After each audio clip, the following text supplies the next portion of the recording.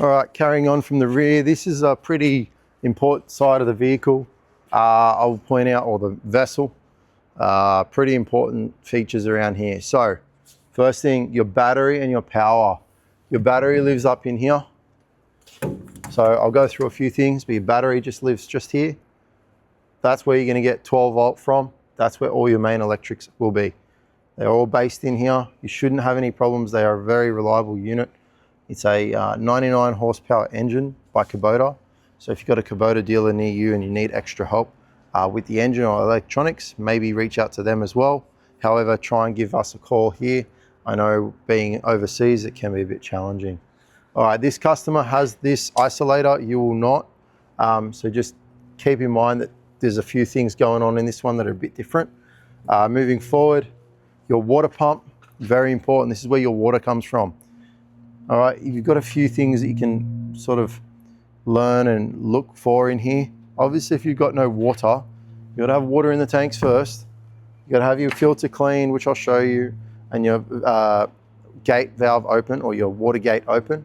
But if your belts are missing or frayed, it's a pretty easy one to tell, right? So keep an eye on those belts.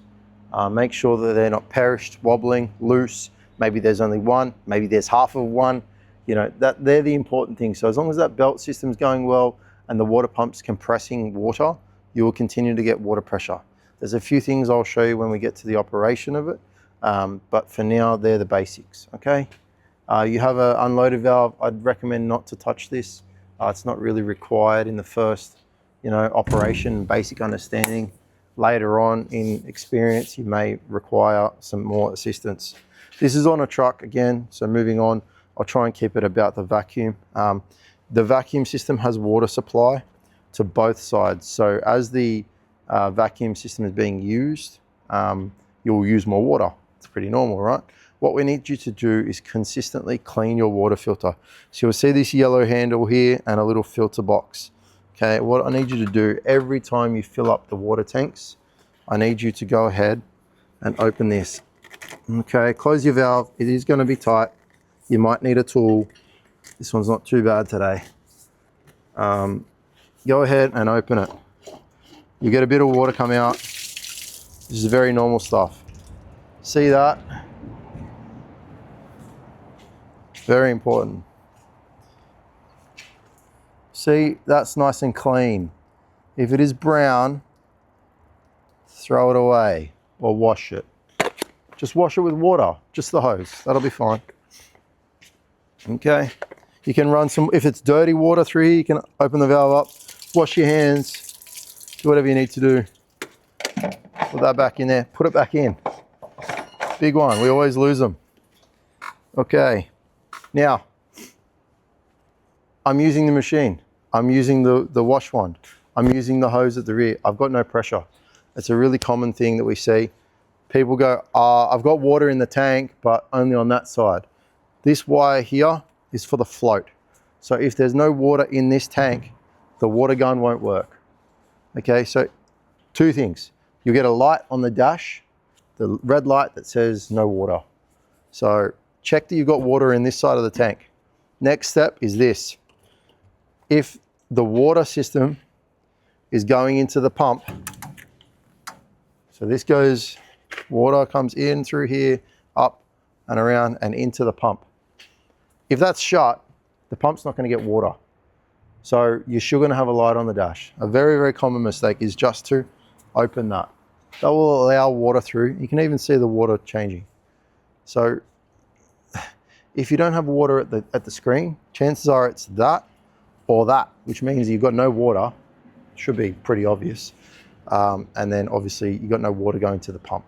Because this pump is electronically controlled to an extent. It's got an electric clutch on the front of this pump pulley. That will indicate that it's either on or off, okay? No water or water.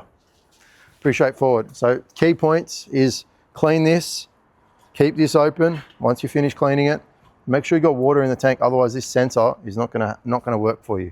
It's gonna tell you that you've got no water on board, okay?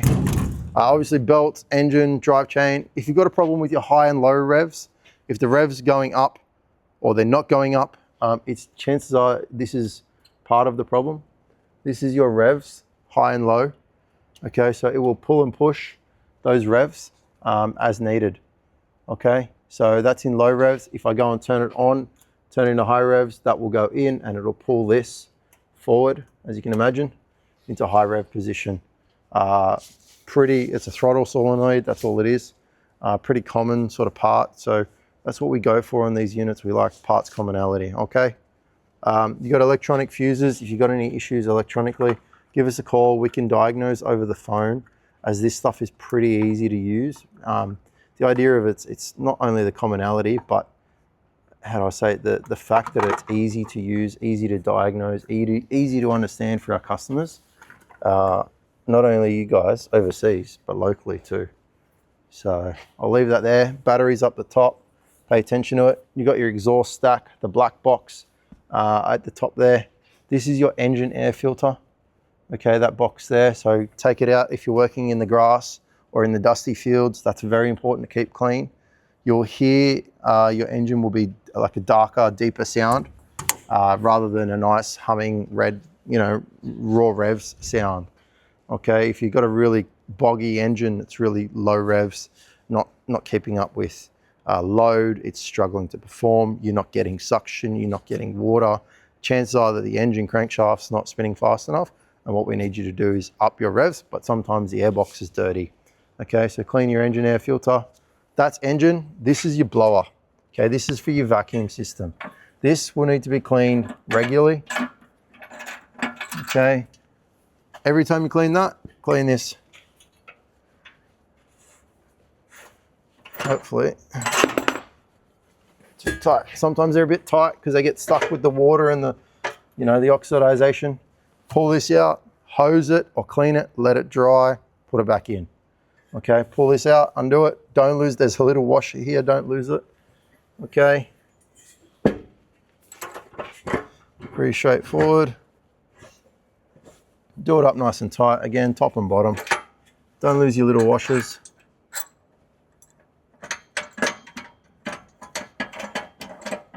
All right. I think we're getting pretty close to operation. So come back to me in a minute and I'll see you in a sec.